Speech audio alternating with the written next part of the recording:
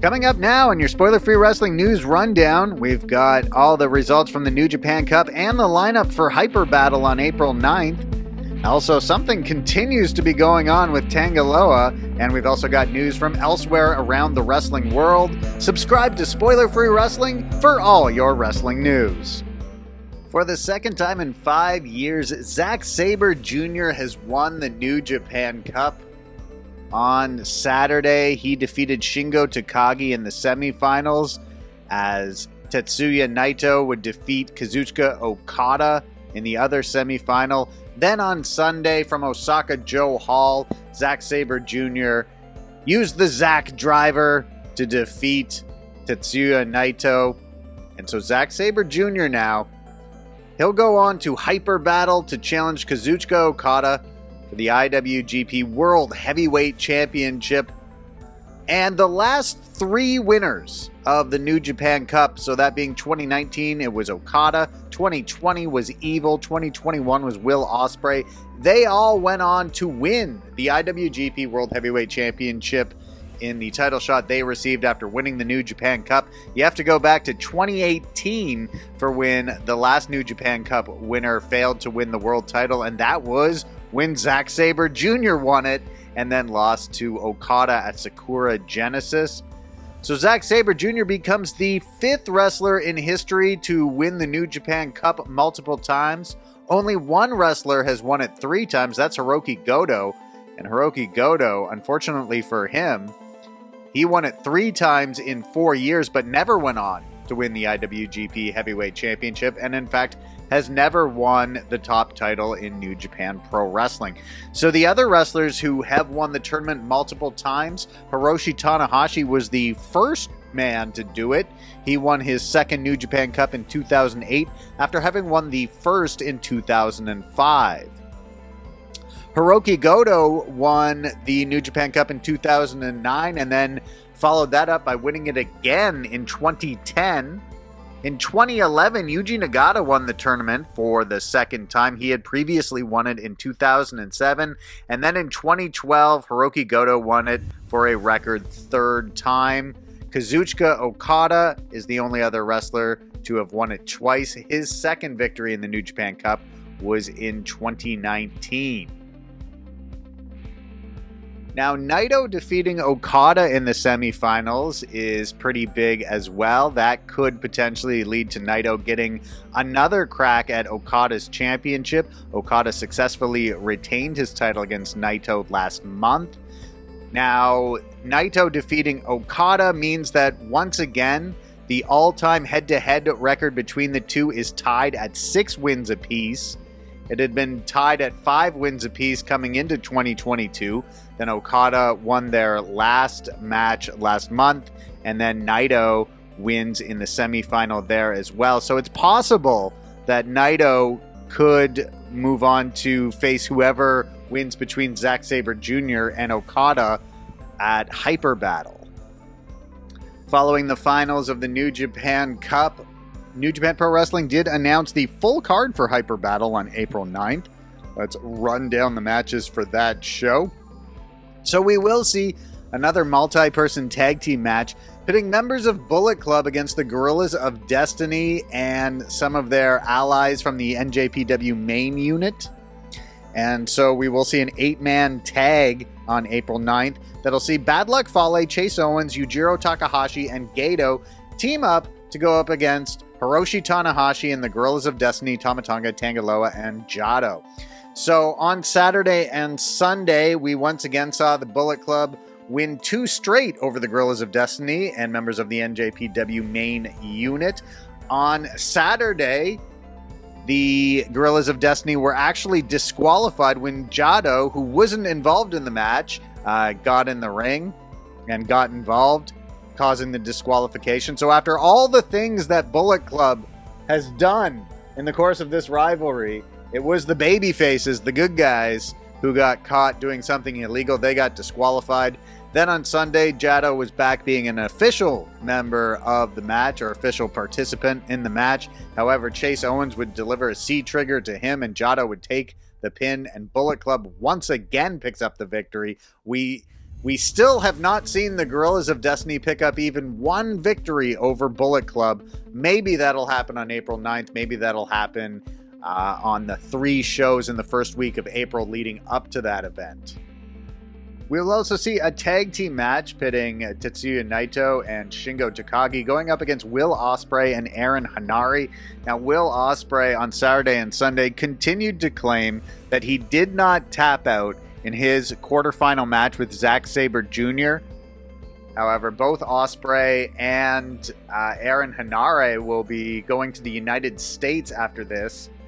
And Ospreay is going to face Jon Moxley at Windy City Riot on April the 16th.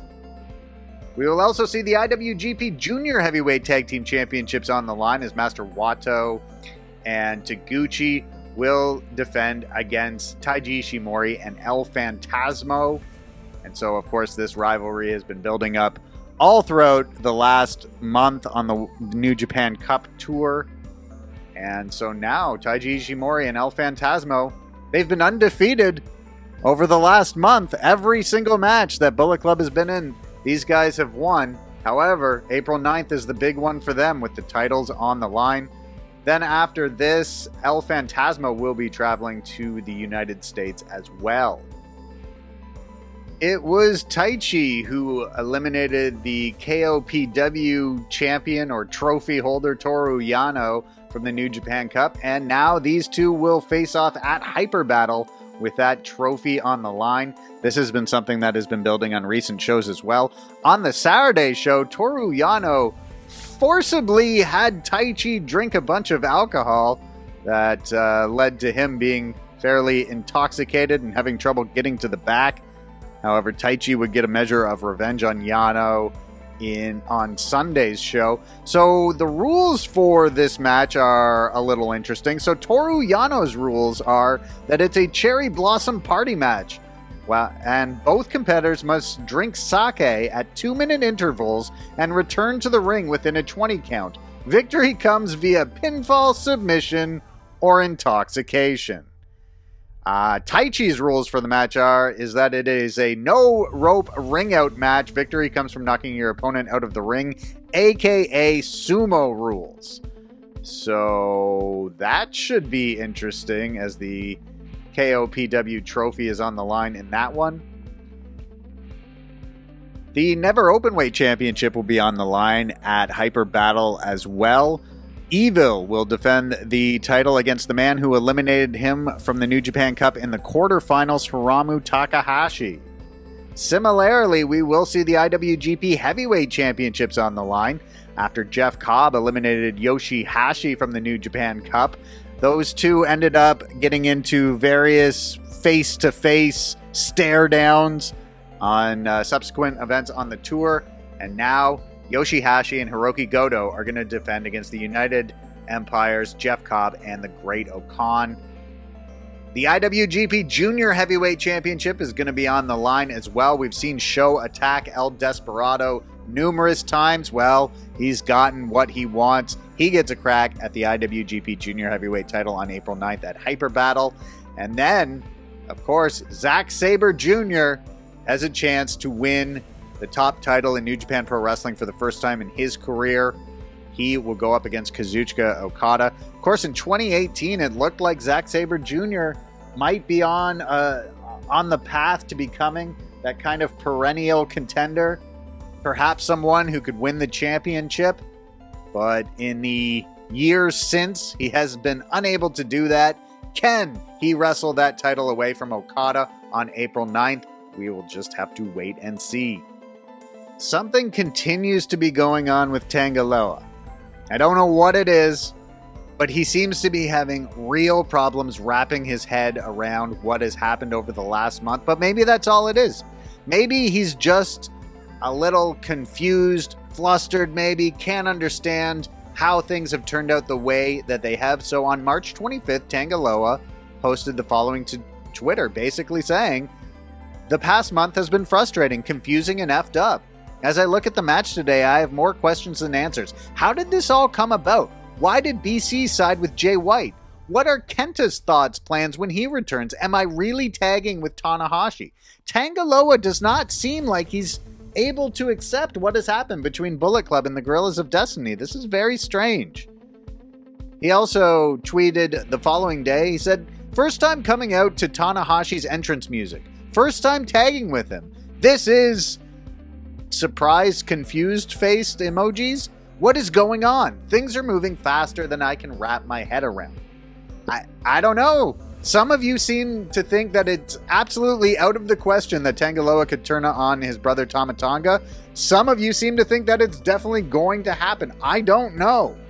We're just going to have to wait and see what happens and what continues to go on with Tangaloa.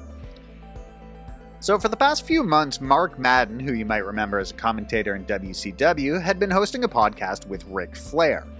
Now, something happened recently. It's still not clear what, but Mark Madden is now gone from this podcast. So Mark Madden had sent out a tweet just saying that, "I am leaving the Flair Uncensored podcast effective immediately. It's not a good fit for me, especially scheduling the prep and taping during my jam-packed work week. Thanks to Ric Flair and Pod Heat for the opportunity and for understanding." However, Flair wanted to make it clear that he was actually relieving Mark Madden of his duties and that he's going to be doing a podcast now with his son-in-law, Conrad Thompson, who of course hosts podcasts with Kurt Angle, Arn Anderson, Jeff Jarrett, Eric Bischoff, Jim Ross, a whole slew of people. And so Flair wrote on Twitter in response to Madden, saying, "Love and appreciate you, Mark Madden, but actually I relieved you of your duties. Best of luck with your work. I'll be back and better than ever next Monday. Going home to my son-in-law. Hey, it's Conrad," who is Conrad Thompson. So Mark Madden then responded to this, "And BTW, you didn't have the balls to tell me you were firing me. You said the podcast was canceled, period. Your son-in-law had to tell me the truth. Why couldn't you just let it go? Why couldn't you just be a friend after 35 years? Oof." So Flair then writes back, "Mark, it's so sad. Flair does this thing where he capitalizes the first letter of every word for some reason. Anyway, Mark, it's so sad. You've been telling everyone for 30 years that I'm the greatest wrestler ever. Quit trying to get the rub that made you who you are. Look forward to hearing you on the Pat McAfee show. Oh wait, sorry, he canceled you too. Just be happy and enjoy life." Mark Madden writes back and takes a shot at Flair's drinking, says, "Have another drink. God gave you the gift of life a few years back and you thank him by getting blank-faced every single night like you are right now. You are the greatest wrestler ever. What you've become is sad." Mark Madden continued on Twitter after this. He responded to some person saying, "He was never my friend," in reference to Flair, saying, "He actually said that tonight in a phone message." And he took another shot at Flair here. And he said that Rick was planning to work at AEW till the Dark Side episode aired. Not sure what Tony Khan thought. Khan doesn't talk to Rick now. Disinvited Rick from his B-Day party. So it doesn't look like we can expect Ric Flair to show up in AEW anytime soon. It's been a tough time for Triple H, what with the cardiac event he experienced last September, and also with the death more recently of his good friend Scott Hall.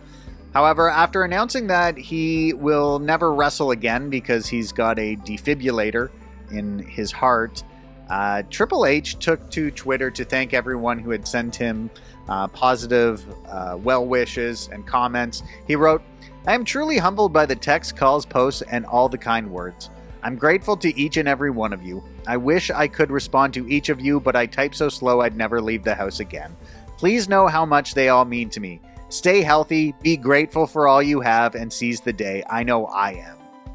And much like he had done for Scott Hall, El Phantasmo paid tribute to Triple H, having his light-up jacket give the DX symbol on it. So, thought that was nice. There have been a lot of rumors about Bret Hart possibly going to AEW and managing FTR. FTR recently fired their old manager, Tully Blanchard, and considering how much praise they often heap on Bret Hart, a lot of people speculated that we could see Bret Hart as their new manager. We also saw Dax Harwood use the sharpshooter in a match against CM Punk recently.